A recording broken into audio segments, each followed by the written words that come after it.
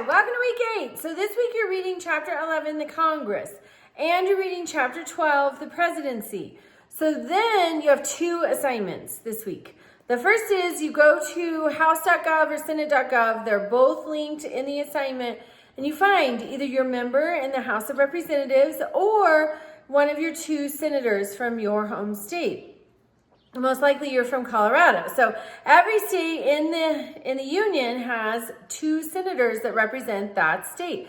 So you have your choice, 3 people. You're a representative for where you live in the House of Representatives, or one of your 2 senators. We're writing to our federal representatives. And I want you to write to them. When you go to house.gov or senate.gov, you'll be directed to your chosen representative or senator, and then I want you to write to them. When you finish writing to them, and there will be an electronic format that you can fill out a form, share your concerns, and I want you to write to them about something that is important to you, something that affects your life. That's their job, is to represent your interests and to protect your interests. So please write to them about something that is important to you. If your life is perfect and you have no complaints or issues, then write and give them an attaboy, great job, something. And then as soon as you finish filling out that form, you'll hit submit or complete, and then a little window pops up that says, thank you for contacting Senator so-and-so. Thank you for contacting Representative so-and-so. It's that confirmation that you made contact that I have to give you credit for the assignment. So reach out with questions. I do not want to see what you write to them about. That is your personal business between you and your government representative. That's yours. I just want to know that you did it. So I need proof of the confirmation that you wrote to them. All right, reach out with questions if you have any questions about that. Then the second part of the assignment, we're looking at the presidency, the executive branch, the presidency, and the Pentagon Papers. So remember, President Truman initiated a containment of communism policy in the end, after World War II, toward the end of the 1940s. I think it was in 1948. We're going to contain communism in the countries where it already is. So when communist North Korea invaded democratic South Korea, because of Truman's policy of containment of communism, we went to Korea and we went to war. We spent American lives, American money, trying to contain communism in North Korea. Same thing with Vietnam. 1964, Congress passes the Gulf of Tonkin Resolution.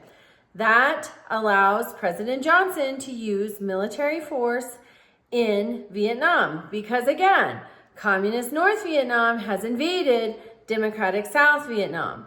Truman's policy of containment of communism from 1948 is still ruling our foreign policy in this regard in 1964. That's 12 years later. That's 9 years after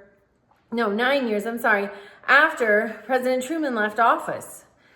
This is why we need to pay attention and vote, because we can elect officials who saddle us to policies and ideologies that far outlive their tenure of time in office. So we go to Vietnam. Well, the Vietnam War drags on. It starts in August of 1964, formally with the Gulf of Tonkin Resolution. We don't see an end to Vietnam until 1975. We are spending American lives. There's a draft. It's expensive. We're having problems at home. We see gas rationing. The inflation is through the roof. We're going into a period of economic stagflation. We're having all sorts of problems here at home. And so people become very curious about, why are we in Vietnam? Prominent journalists, actors, actresses come out against the U.S. involvement in Vietnam. And a man named Daniel Ellsberg leaks a 7,000-page secret study of the war in Vietnam. He was employed by a think tank. He's one of the only humans to have ever read the whole 7,000 pages, and he leaked it to the New York Times and then eventually some other newspapers because the way our system of government is designed to work, he knew that if the electorate knew what was happening in Vietnam, they could start to vote accordingly. And they could vote out people, representatives and senators like the ones you're writing to, who were not acting in their best interest, were not supporting what citizens wanted. That is how our system of government is designed to work. And that's why I want you to do this assignment, so you can see for yourself how our system of government is designed to work. Also, you do look at briefly a Supreme Court case. And in the Supreme Court case, the decision of the court is that we must have the freedom of the press, because without the freedom of the press, the citizenry has no idea what's going on. That's not how our system of government is designed to work. We are designed to have an informed citizenry.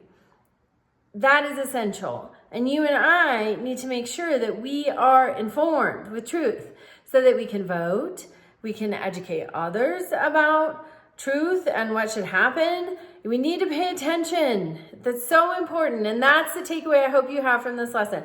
I've received some complaints because, we're looking at the Pentagon Papers. We're looking at different things. RFK Jr. was not exactly popular. So I have received some complaints. But the reason that I incorporate these assignments in for you is so that you can really understand how your government is designed to work and what your role is in ensuring that it works like it should. All right, that's this week. Reach out with questions and complaints. And also, there were 2 questions about the midterm. I'm going to get answers back to you this week. If the error is on my end, I will add points back in. All right, reach out with questions and have a great week.